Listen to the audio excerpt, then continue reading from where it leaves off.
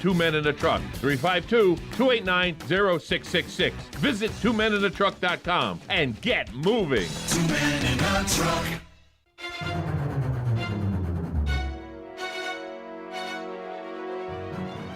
Florida's Kids Helping Kids is proud to be hosting the Marion County Fair Winter Carnival. Our chili cook-off for kids is February 26th, as well as our beauty contest. The Marion County Fair will also feature Jimmy Riffle and Sarah from the Gator Boys. It'll have camel rides, pony rides, and a petting zoo. There'll be live entertainment sponsored by our talented local performers. You can save by purchasing your tickets to the fair during a pre-sale by going to dreamland-events-upcoming-events-carnival/#Marion. For more information or for vendor space and entertainment schedules, go to MarionCountyFairFL.com. It's the Marion County Fair Winter Carnival, sponsored by Kids Helping Kids. Veterans Helping Veterans USA. Call 352-433-2320. We help veterans and their families with limited financial assistance, counseling, employment referrals, and a food and clothing bank. You can help in making a huge difference in the veterans' lives we serve by donating food, clothing, household items, or direct financial assistance. All donations are tax deductible. Veterans Helping Veterans USA. 352-433-2320. Thank you for your attention, and God bless America. Howdy, folks. RL here for Dairy Queen again to tell you about what's hot and what's not. Dairy Queen has some of the best char-grilled chicken breasts on earth, as well as their chicken breast salad. And the burgers are exceptional, cooked on a real grill for the best flavor and less fat. And for dessert, blizzards are unequaled. Personally, banana split is my all-time favorite. Dairy Queen Silver Springs, where we always treat you like kings and queens.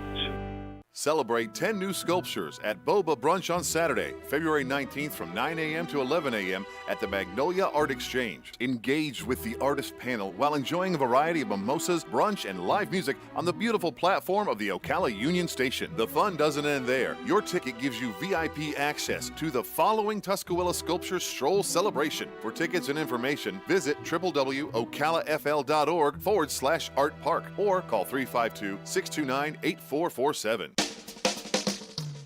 You're having another great day and you have good taste tuning into WOCA The Source with Ocala Talks and Tom Schmitz. Well, 1 out of 2 isn't bad.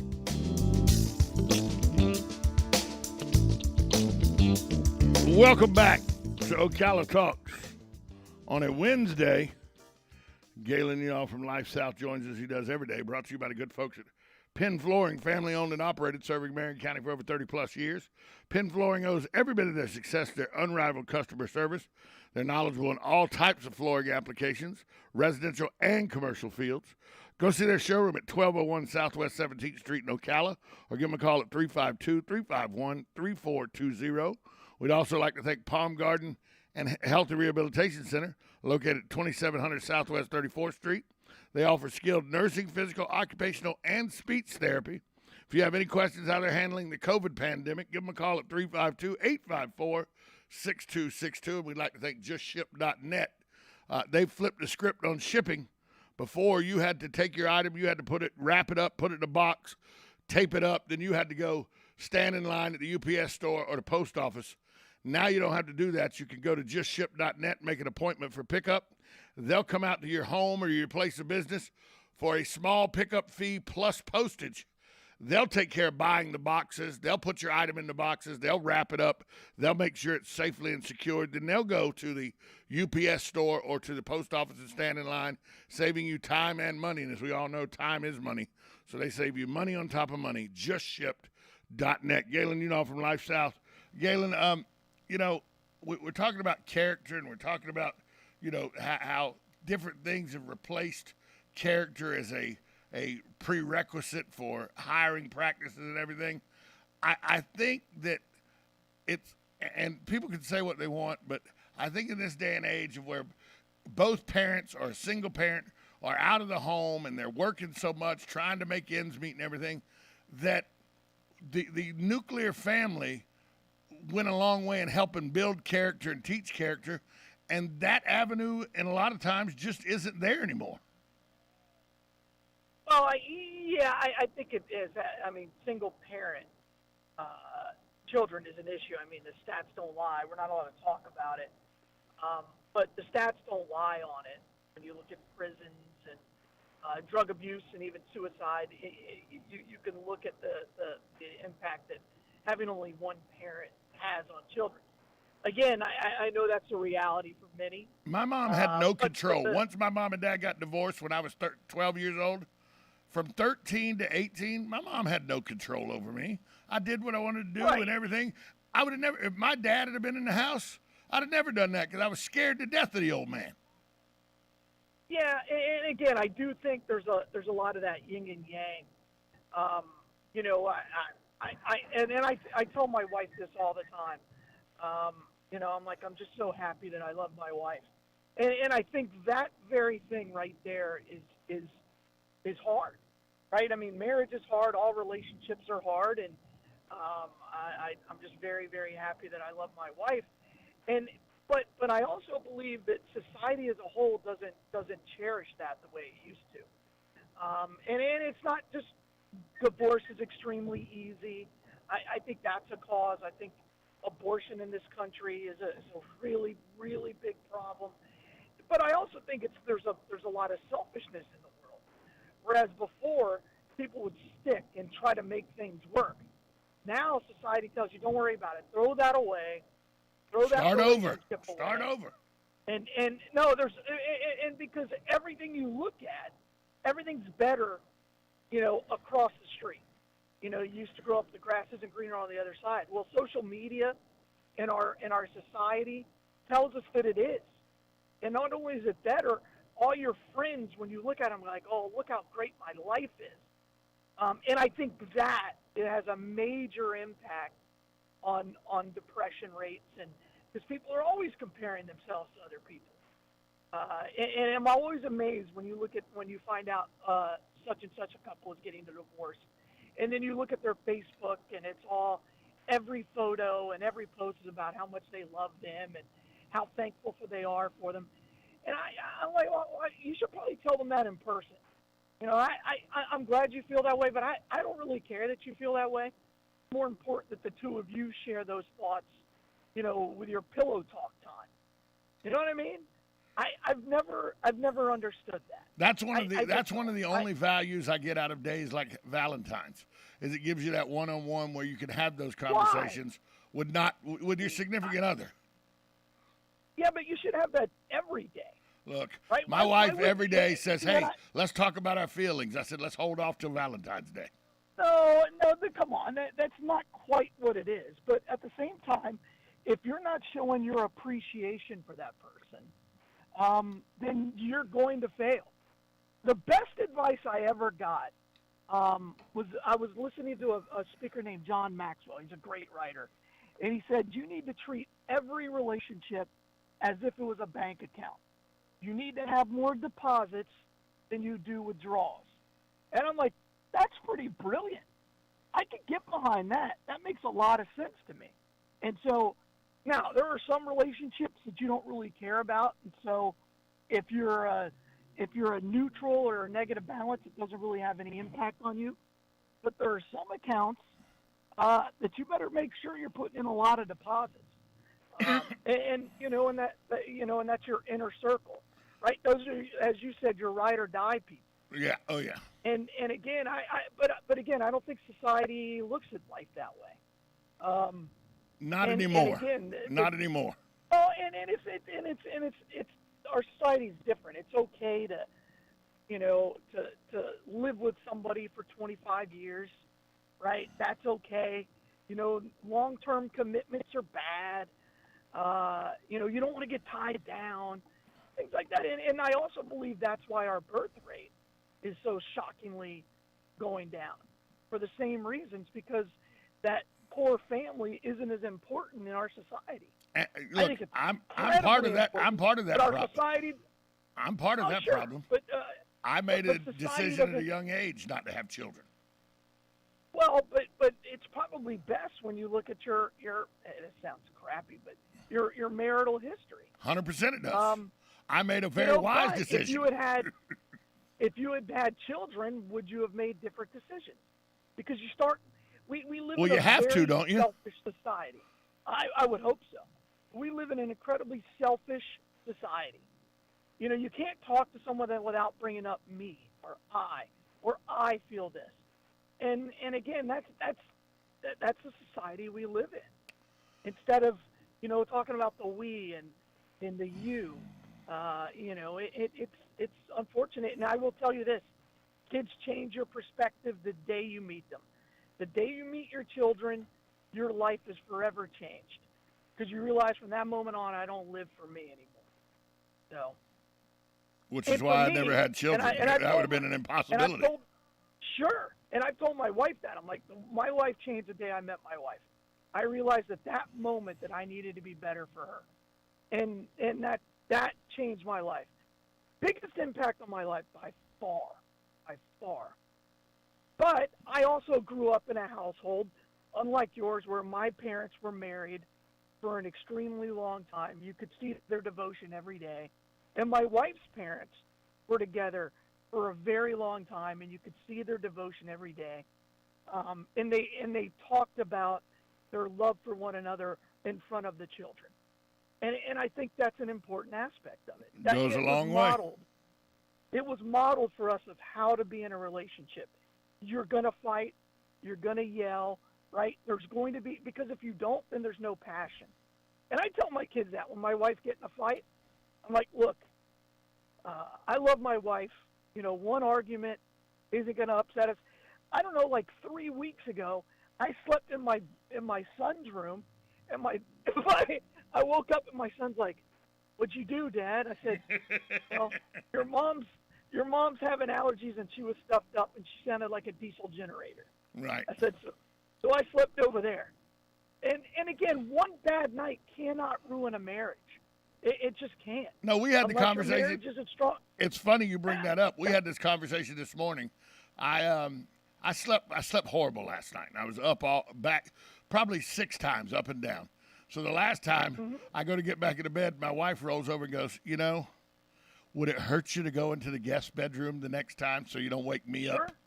And I got to think of it. So I went out this morning. As I got up this morning, she, of course, about 20 minutes later got out of the bed. She's been up since 4 o'clock.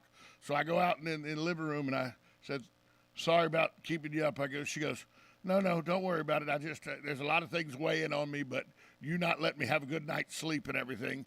Just next time, think about me.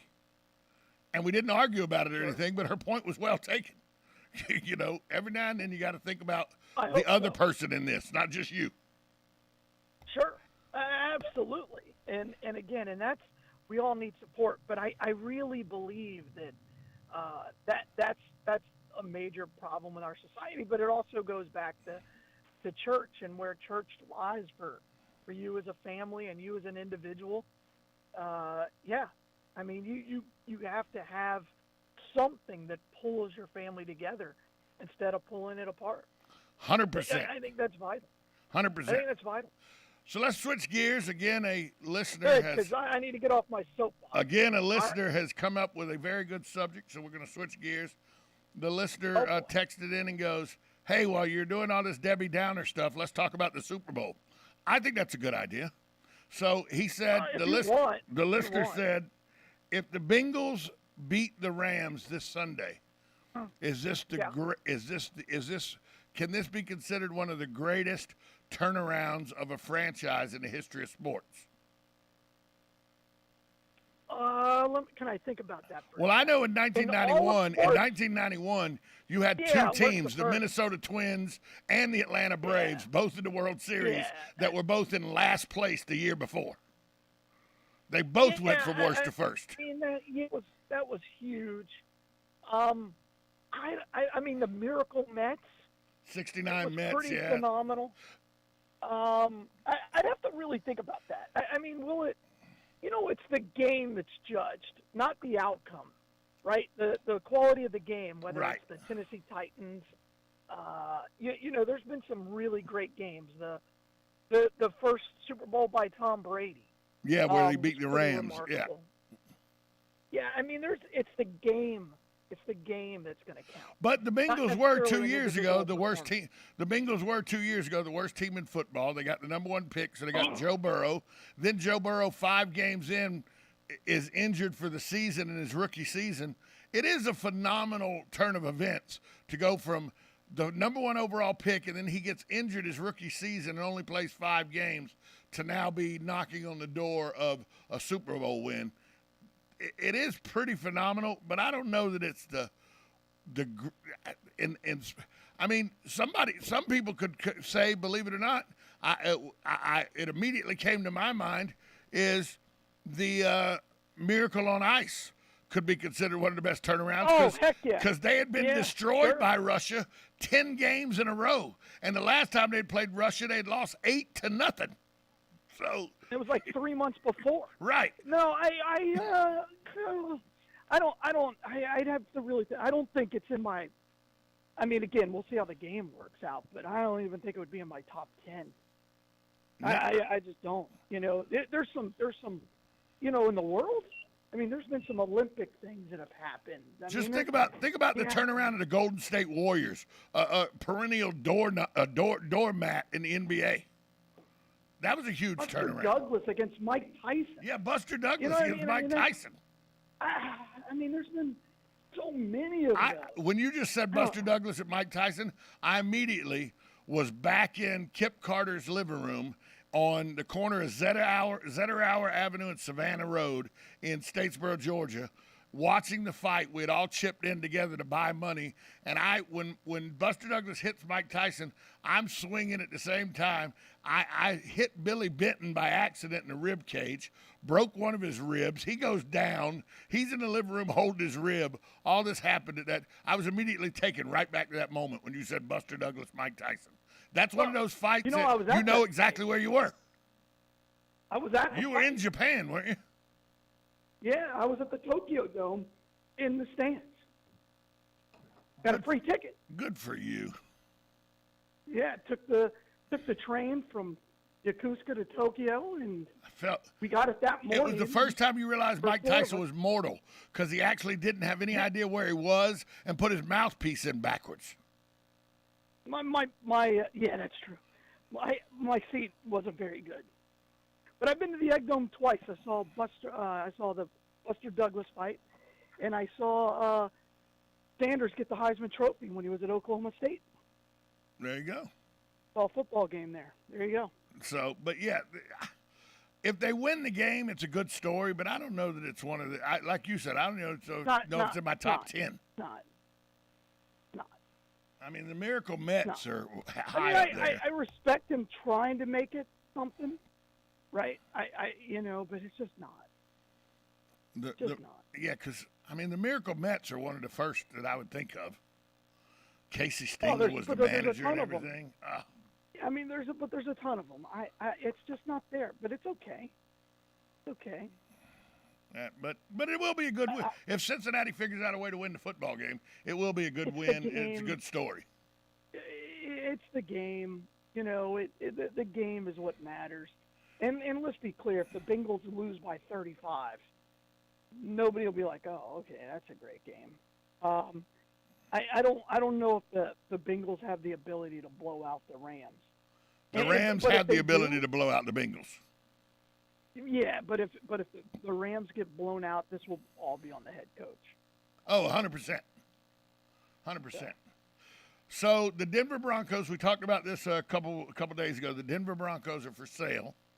$4 billion is going to be the price that they say it's going to be around that $4 billion. I know that you had talked about making a play, but you know that's pocket change for you. You don't really want to get involved in something low brow. You know, you don't want to get involved with that. Oh, I'm not a. Would I have to cheer for the Broncos at that point? Yeah. If you owned them, you'd have to cheer for them. Yeah. That's the issue. There are certain teams I just would not buy. Right. That's one of them. Well, you know, there's a big push to have a majority owner that's a minority because there are no majority owners that are minorities and everything. And so, except for Shad Khan. According to the NFL, they don't consider him a minority owner. I wonder if he knows that. Well, maybe he's not the first. Maybe it's black majority owner. Maybe that's more in tune. Okay. But know. Okay. now somebody has thrown their name in the hat and said, I would be interested in. I'm going to bid on the Denver Broncos. I would be interested in being the majority owner of the Denver Broncos. And it's a guy. When I read this, I was like, huh. In 100 years, if you'd have gave me 25 guesses a day for 100 years, I'd have never come up with this guy's name. I actually emceed a comedy event 21 years ago where he was the headline act. He was the top act. It was in Orlando, but he is a former stand-up comedian. He still does a little stand-up comedian, but he actually ended up being a media mogul. He owns a media company that does very well. He's made a lot of money behind the scenes, and it's a guy who says he's going to bid on him now.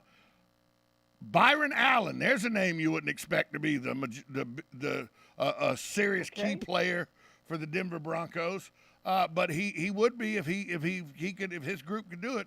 He would become the first black majority owner in NFL history. But if you'd have gave me, like I said, 25 guesses every day for 100 years, Byron Allen would have never been a name I'd have come up with as a front of an ownership group to buy an NFL team. Sure. I understand. I completely concur with that. I mean, that's crazy. Funny guy. I just, remember when him and Mario, what was Mario's last name? They did the MTV thing, I forget his last name. But I think of him as a stand-up comedian. I don't think of him as an NFL owner. So it kind of was shocking. But by the way, he has according to the NFL, he has a ownership group that is in good standing. They have the capital to make a bid and everything. So he's going to be Byron Allen's team. Looks like they're going to be a serious player in a bid to buy the Denver Broncos. By the way, a team that is valued at about $4 billion. So if they're $4 billion, how much is Jerry's team worth? Oh yeah, that's a crazy number. Crazy high number. Because can we agree that the Dallas Cowboys are the most expensive, probably have the most net worth of the brand of the NFL? I mean, it goes the Shield and then the Star. That's pretty much the level of where it's at. Absolutely, sure. I think you're right. They are the Yankees of the NFL for sure. They're the Man U of the NFL. Sure, absolutely. But absolutely. And here's this Bronco team. Hey, by the way, Bronco team, whether you like them or not, rich with tradition. Yeah, agreed. Absolutely. I mean, going back to the, Dan Reeves era. Craig Morton. Yeah, I think they've been Craig Morton and all that, and Lyle Alzado. The Orange Crush. Yeah, the Orange Crush and everything else. Sure, absolutely, I agree with that. I just didn't realize they were worth that it had become so crazy that even the Broncos were worth $4 billion. I mean, remember the Los Angeles Dodgers sold 8 years ago to Magic Johnson's franchise faction for $4 billion. You're telling me the Denver Broncos are worth as much as the Los Angeles Dodgers were worth? It's unbelievable, isn't it? It's crazy the money that they say these teams are worth now. I mean, remember when Donald Sterling was forced to sell the Clippers, and he'd paid like $65 million for them, and he sold them, forced to sell them, and got $2 billion. Right. Where was the punishment there? I paid $65. Sure. You're forcing me to sell at $2 billion. Yeah, I'm a horrible guy. Thanks for that. Appreciate it. Yeah, they tried to do the same thing to Jerry Buss, and failed miserably. But yeah, that's another team I don't want to know what the price tag is. The Lakers. Ooh, I would not even want to be. That's a big money. That's a huge money. Big money. Yeah. And speaking of huge money like that, are teams like, even though they haven't done anything, the last time he won a championship was 1973, but are teams like the New York Knicks, just because they're in New York and everything, are they still worth more money than a lot of other teams just because of it being the Knicks and that they're in New York? Oh, absolutely. Yeah, of course. You think they're worth more than, say, the Knicks, who have done nothing? They're not. They're probably, who would be the top The earning Lakers would be franchises. the Lakers would be number one. Lakers would Probably. be one. Celtics maybe two. Right. The And then Bulls Knicks got to be somewhere in the 3. top 5. Yeah, and the 76ers are up there. That's an interesting question. Because the Knicks have not been very good since '73 when they won the championship, but I would say they're still in the top 5 of franchise worth in the NBA. I think the Knicks may be higher than the Lakers because I don't know. I'll bet you they're both worth, $3 or $4 billion. Easy, maybe more. easy. And this from a league that at one time its championships were tape delayed and played at 11:30 at night after the local news. Yeah, absolutely. Yeah, as recent as 80 and 81. Right. Yeah. I think probably the most expensive franchise in all of sports is the New York Yankees, or at least in American sports. Right, in American sports. Man United is valued higher. Manchester United is probably the number one sports. Probably. But it'd be tough. But the Yankees would be right there. It would be nip and tuck between the two. Yeah. Nip and tuck. Absolutely. Hey, Galen, speaking of nip and tuck, we know that there's a blood shortage, so we need people to get in and donate blood. So tell people where the opportunities arise to donate blood today. Yeah, I mean, we've been in this blood shortage for a long time. And the bottom line is we need people just to get out there, give the gift of life, and donate blood. It's the only way we're going to get out of it. And so come find us at lifesouth.org. Today, our bloodmobile is actually in the shop, so we don't have a bloodmobile out. But, as always, we're right on the boulevard, 1607 East Silver Springs Boulevard. And check us out, 622-3544. Give blood today. Even the bloodmobile needs a little upkeep every now and then, Galen. It has to go into to get a little R&R every now and then. So go to the boulevard, right there on the boulevard. Give to get to life, give blood. Hey, Galen, talk to you tomorrow, pal. All right, bye. All. We'll be right back after this short timeout. You're listening to Ocala Talks, 1370 AM, 96.3 FM. This is WOCA, The Source. Casting from the Ocala International Airport, this is WOCA AM, W242CA FM, Ocala, 1370 AM, 96.3 FM, The Source. USA Radio News with Lance Pry. As French President